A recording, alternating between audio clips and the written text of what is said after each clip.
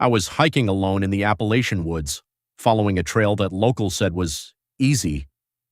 It was late afternoon when I first heard the whistling, soft, rhythmic, like someone trying to get my attention. I stopped walking. The sound stopped too. When I moved again, it came back. That's when I realized something was wrong. The whistling wasn't coming from ahead or behind, it was matching my pace, step for step. I turned around quickly. Nothing. No people, no animals, just trees. Then the whistle changed. It became closer, right next to my ear.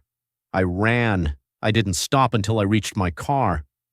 When I finally looked back toward the woods, the whistling started again, but this time, it came from inside my car. Me and my friend Jake were camping deep in a forest where no one else was around. At least, that's what we thought. Around 2 a.m., I woke up to the sound of someone walking outside the tent. Slow footsteps, circling us. Crunch, crunch, crunch. I whispered, "Jake, you hear that?" No response. I reached over. His sleeping bag was empty. The footsteps suddenly stopped. Then, I heard Jake's voice outside. "Don't open the tent." But it didn't sound like him. It sounded wrong, like something pretending. I stayed frozen all night. When morning came, I unzipped the tent. Jake was back inside, sleeping like he never left. I went into the woods to film a solo camping vlog. Everything was normal.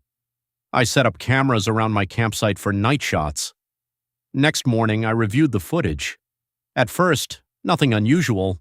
Then at 3:17 a.m., one of the cameras caught movement, a tall figure standing just outside the trees, watching me sleep. It didn't move for hours, just stood there. Then slowly, it lifted its arm and pointed directly at the camera. I checked the other cameras. They showed nothing. Only that one camera captured it. I went back to the spot where it stood. There were no footprints, but the ground was pressed down, like something heavy had been there, something that shouldn't exist. I got lost in the woods during a solo trip. My phone had no signal and it was getting dark fast. That's when I heard it. A voice calling my name, soft, calm. "Hey, over here." Relief hit me instantly. Someone had to be nearby. I followed the voice deeper into the forest. Just a little further. But something felt off. The voice never got closer, no matter how far I walked. Then it changed. It started calling louder, more desperate. "Why aren't you coming?" I stopped. That's when I noticed. The forest had gone completely silent. No wind, no insects, nothing. Then the voice came again, right behind me, whispering directly into my ear. I was right here. I ran without looking back. I never found the trail again. But somehow, I made it out. I didn't drive home that night. I couldn't. Because the moment I sat in my car, that same whistling started again, low and steady, coming from the back seat. I turned slowly. Nothing was there. But the sound got louder, like someone leaning closer. Then my radio turned on by itself. Static at first. Then a faint whistle through the speakers. Same rhythm, same pattern. I stepped out of the car and slammed the door. The whistling instantly stopped. I left the car there and ran down the road for almost an hour until I found help. When I came back the next morning with a ranger, my car doors were wide open and muddy footprints covered the inside, barefoot. After that night, Jake started acting strange. He didn't remember anything about leaving the tent, but that wasn't the worst part. He started repeating things, small things at first. If I said, "Let's go," he'd whisper it again under his breath, perfectly timed, like an echo. Then one night I heard him talking alone. I walked into his room. He was sitting on his bed, facing the wall, whispering. I asked, "Who are you talking to?" He froze, then slowly turned his head toward me and smiled, but his lips didn't match his voice when he spoke. "He's still in the woods." I asked, "Who?" Jake's smile widened unnaturally, and he said, "The one that came back with me."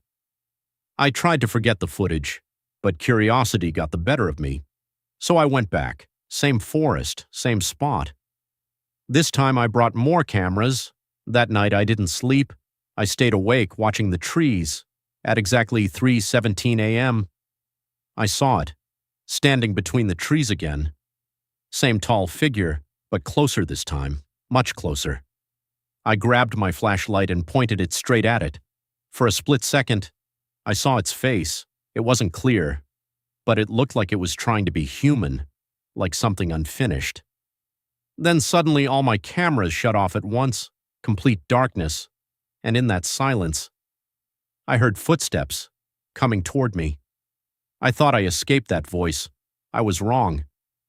Days later, back at home, I started hearing it again, faint, calling my name from empty rooms, always just out of sight. One night I couldn't take it anymore. I followed it, from my bedroom to the hallway to the front door. It was louder now, right outside. "Come here." I opened the door. Nothing, just darkness. Then I remembered something. In the woods. The voice got closer when I followed it. So this time, I didn't move. I just stood there, waiting. And that's when I heard it, right behind me, inside my house, whispering, "You finally listened." The ranger told me something I can't forget. He said, "You're not the first person to report whistling in those woods." I asked him what he meant. He hesitated, then said, "People who hear it don't come back alone." I laughed it off at the time, until I checked my car's dashcam footage from that night. At 2:43 a.m., the camera turned on by itself. The interior was dark, empty, then slowly, the back seat dipped, like someone invisible was sitting down. Seconds later, a faint outline appeared, not fully visible, just enough to know something was there, watching the front seat, waiting. Jake disappeared 3 days later. No calls, no messages, nothing.